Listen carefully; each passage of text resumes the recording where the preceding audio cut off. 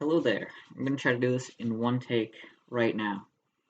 I already filmed this video and I did it with a green screen, and my idea was that I would be on the PowerPoint, and I mic'd up too. I went full out, but that would require me to edit the whole thing, and when I have to edit, I have to go upstairs. I have to take all the files off my machine, put them on a hard drive, and then go upstairs to the family's Mac because I can't find any good editing software for Windows, and the only Mac in our house is upstairs, but that's in Bradley's room. And then I have to bother him, and yeah, it's just a whole mess, just a big first world problem. So to avoid having to edit, I'm gonna do the whole PowerPoint right here, right now, and maybe I'll do it that way in the future. And I had remembered, I think, most of the slides, and I had did it as if it was a real presentation, like in college. But I just want to get this video out now, because it's already halfway through February. I'm halfway through the second part of what I'm going to be talking about in this, and yeah, it's just getting a little late, so I'm going to put this out and just ramp up production in the next one.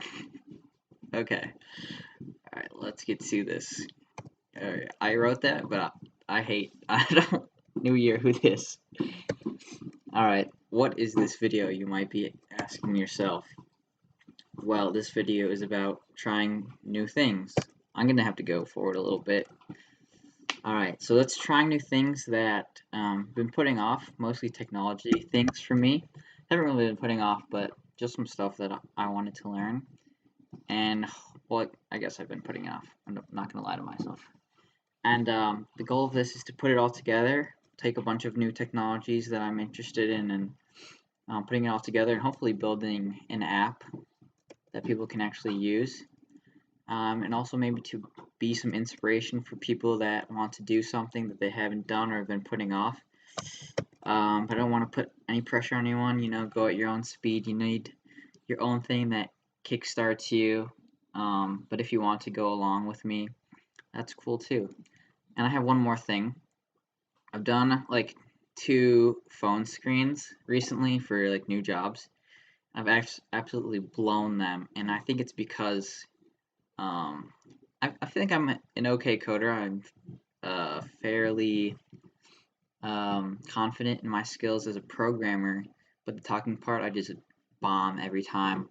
And I hope that my goal for these videos is to be able to talk to when I make these, I imagine I'm talking to you guys, my college friends, and so it's half technical, half not technical, and I hope by making these I can be able to talk to both groups without losing anyone or going in too technical, and still making them a little interesting, as well as, and part of that is making it so that I can talk in the real world. I'm already off. In the real world, that I can talk to both groups and sort of develop those skills as well. Alright, I think that's it for this one. Oh, not on. This one is not active. Okay, so I've got some inspiration for these, and those two are Wheezy Waiter and Matt Diavella, as well as I'd like to give an honorable mention to probably Casey Neistat and his brother Van Neistat.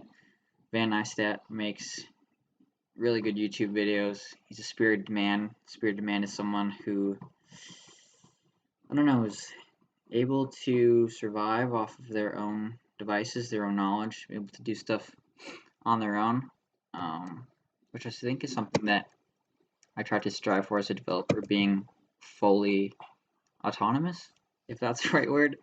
But those are 2 pictures. I don't know if you've seen them. Weezy Waiter does a lot of 30-day challenge videos, and so does Matt. Not something that they planned, but they do a lot of videos that actually are very similar or of the same topic, without any communication. So let's just ask them let's ask Craig why he likes to do 30-day challenges. Why are we doing it? To jumpstart a habit that I would like to incorporate into my life more. Having Yeah, very nice. But I didn't want to listen to what some other schlubs said. I wanted to find out for myself and be my own schlub. But why did... All right, there you have it. So to jumpstart a habit they would like to incorporate into their lives, and to because they also don't want to listen to what some other schlub said, to find out for themselves. And jumping forward to the second technology I worked on, because we're already in February, I'm already halfway through it.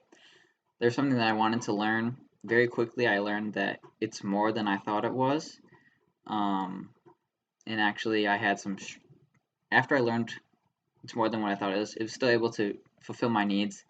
And then I played with it initially, and I was like, this thing is a piece of junk, and it's what I need, but it's not exactly what I need, and it needs a lot of reworking. And recently, I think in the last couple of days, I found that it doesn't fit my needs exactly, but it requires a lot less reworking than I initially thought, which is awesome, and it provides a lot of features out of the box that um, are really exciting, and it allows me as a developer to get started on like the meat of the actual project I want to work on. So that's just, yeah, it's good to figure out stuff on your own. So you have an idea. You might have an idea about some tools or feedback from others, but it's good to get your hands on it yourself to figure out if it's really something that you need or something that can benefit you. Okay, yeah, that's related to. Is it all just hype? Does it live up to the expectations you've been hearing, or um, does it fall short? And then why, Matt, do these? The idea wasn't to make all these habits stick all year long, but to simply try new things and push myself to do things that I hadn't done before. And Alright, I kind of distracted myself and probably you by moving the video.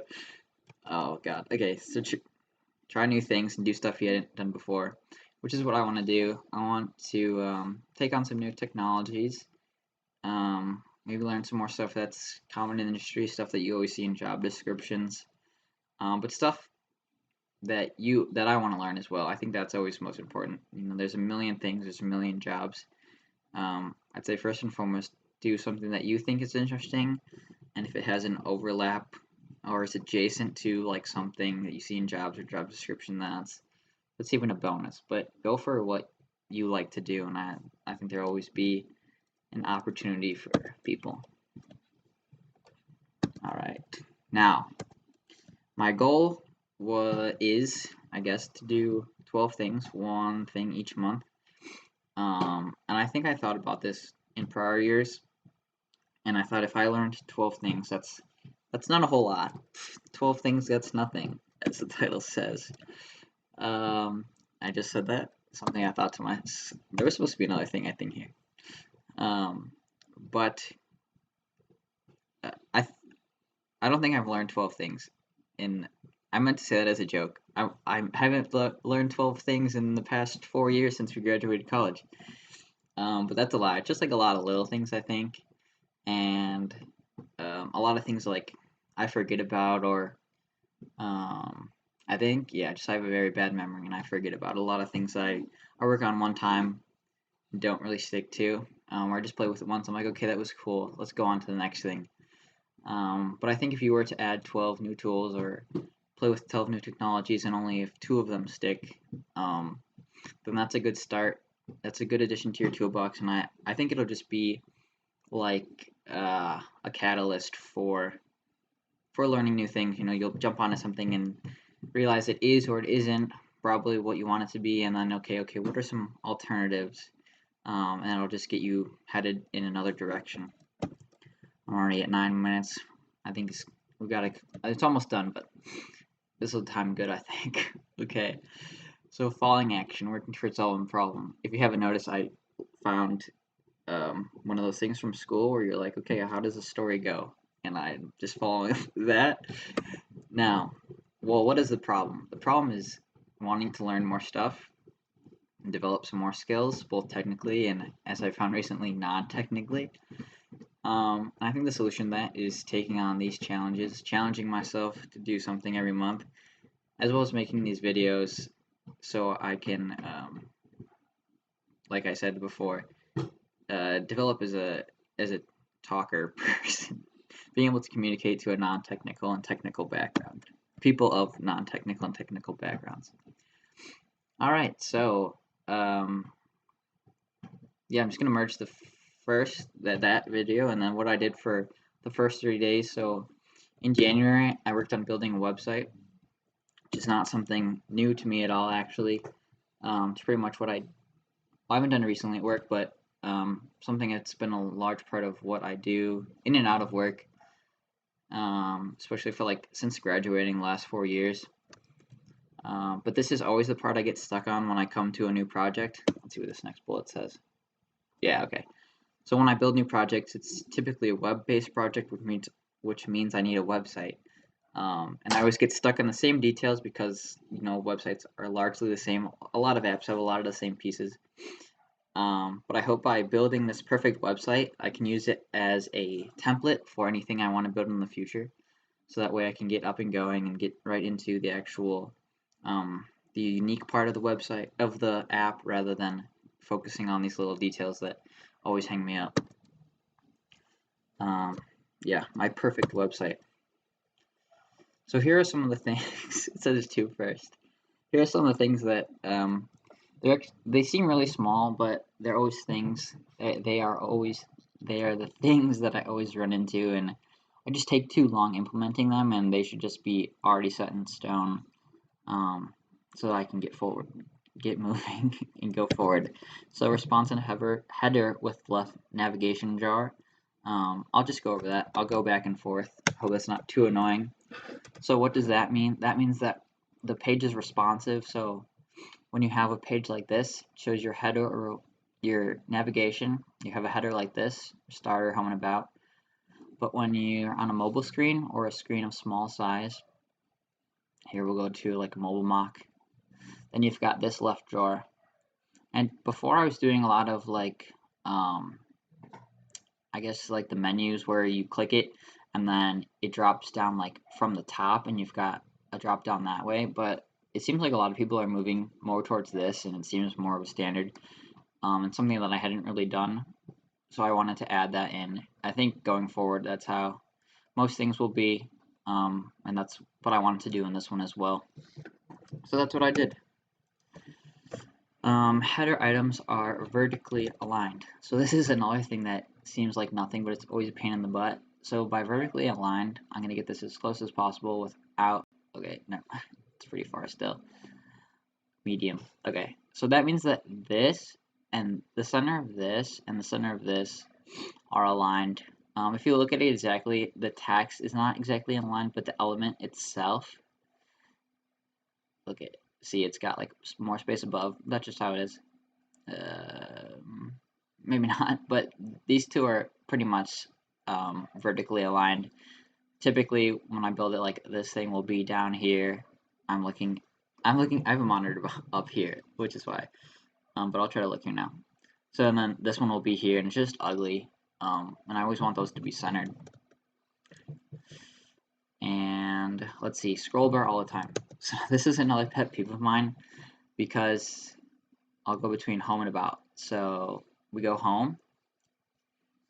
Come on, go home. So this home page is long and it's got a scroll bar.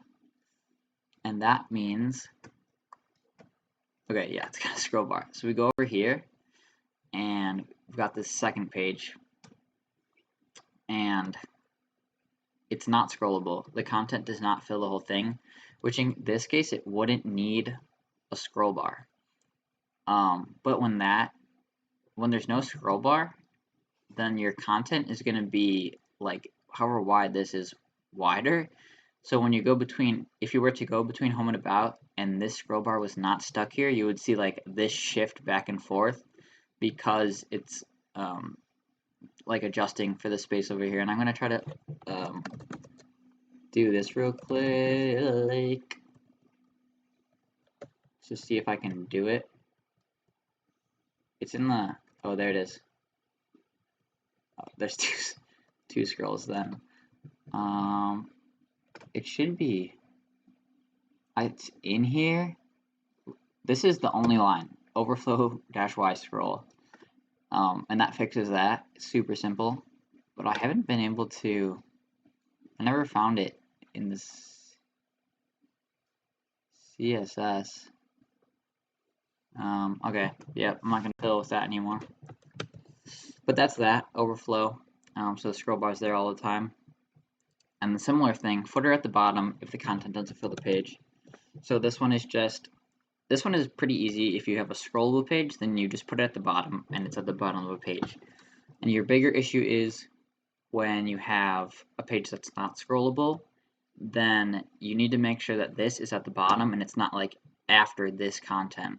And that's actually relatively easy, but I'm using Tailwind, which is a CSS library, and CSS is what makes your website pretty, from going from back in the old days where it was just like text on things to being nice layouts like we have now.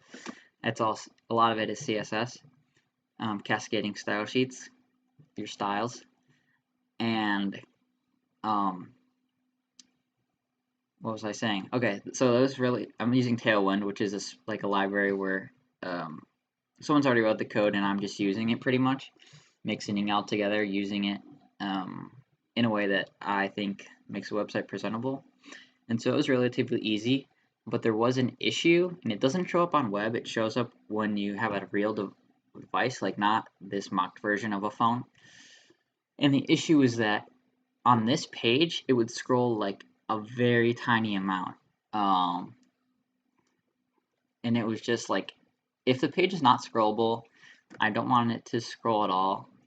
And I was able to fix that. I think it's in here. Oh, it's in my layout. Sorry for not being prepared here. I should have already had this ready. Oh my god, this video is getting long. Okay, come on. It's in here, I think. Yes, but this is it. So we've got this little flag here that just says, that helps us fix that piece. So it's slightly so that way when we're on a real phone, we don't have that slightly scrollable piece. Yeah, just a pet peeve of mine. All right, and the runs at 000.